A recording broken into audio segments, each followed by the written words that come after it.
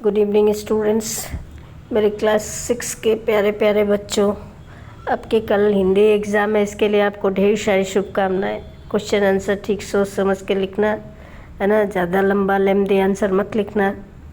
और टीचर को नंबर देने के लिए जगह और स्पेस छोड़ना, मार्जिन ठीक से टालना, नाम पहला कुछ कॉपी का पहला पेज में मत लिखना, राइट साइड से लिखना, ठीक है।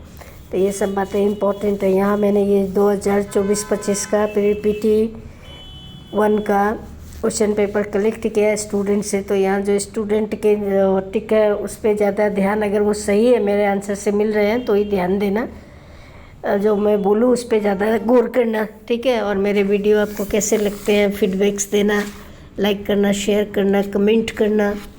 इंस्टा में अपलोड करूँगी, वहाँ फुल वीडियो जाएगा नहीं, इसलिए यूट्यूब में देखना, ठीक है।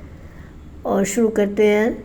और इसमें एक बात मैं बताना चाहूँगी कि ये जो पीरियोडिक टेस्ट का क्वेश्चन नंबर 1 से लेकर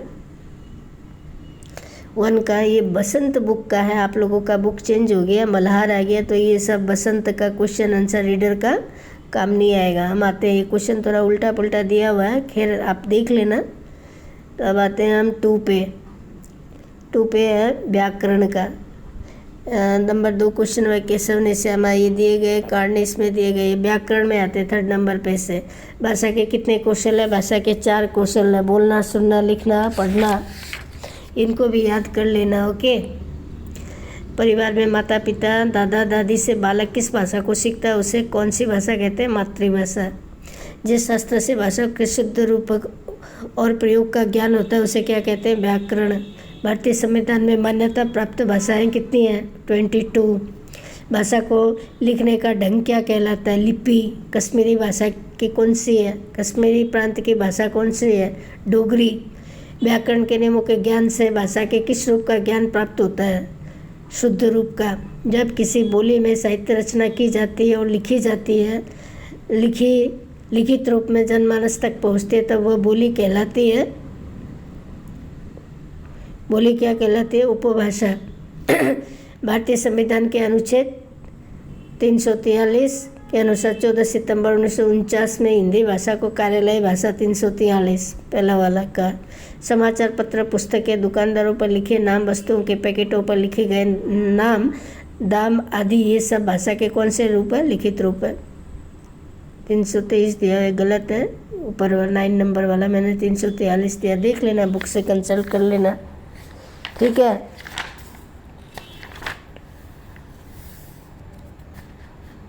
एक सेकंड, बुक से कंसल्ट कर लेती हूँ मैं।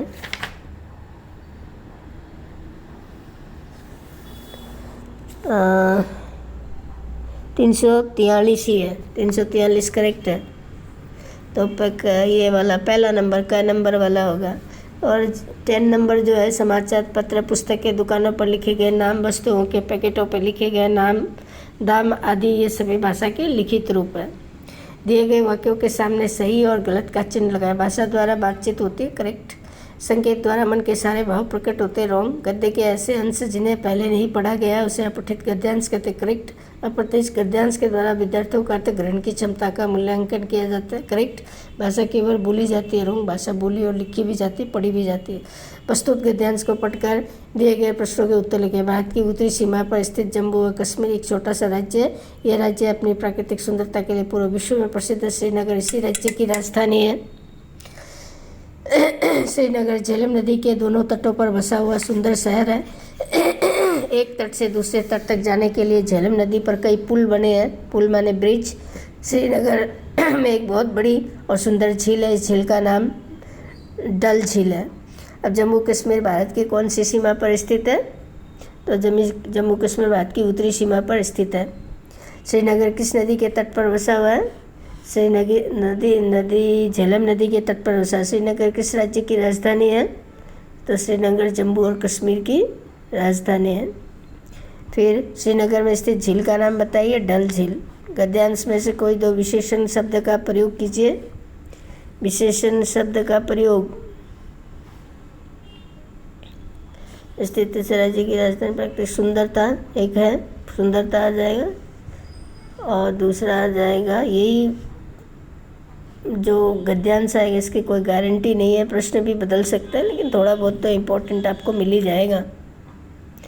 एक है सुंदरता, दूसरा तट से जाने के लिए झलम, प्राकृतिक सुंदरता, राज्य सुंदर श्रीनगर बहुत सुंदर झील है। अब्दुल्ला, यहाँ तो मुझे एक ही मिल रहा है।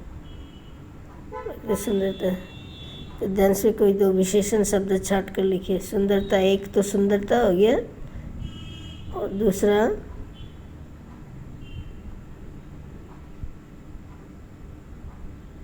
प्रसिद्ध हो गया। अच्छा, पूरक पाठ्य पुस्तक। भरत ने अपनी माँ को कठोर वचन क्यों सुनाए? क्योंकि उसने राम को वनवास भेज दिया। वनवास ही नहीं भेजा, 14 वर्ष के लिए वनवास भेजा, और इस वियोग में उनका पति भरत का पिता भी मर गया। भारत ने राजकाज कैसे संभाला? तो बड़े भाई की खड़ाऊ यानी चप्पल को राजगद्दी पर बिठाया और उसका प्रतिनिधित्व के रूप में राज किया। भारत कैसे राजा थे? जनप्रिय, न्यायप्रिय, है ना, और एक आज्ञाकारी भातृ के रूप में जाना जाता है। तो उम्मीद है कि आपको यह वीडियो पसंद आएगा। लाइक कीजिए, शेयर कीजिए, और इसमें से अगर आपको इम्पोर्टेंट मिलते हैं तो फीडबैक ज़रूर भेजना, आफ्टर एग्ज़ाम ही सही। Bye and take care, good night.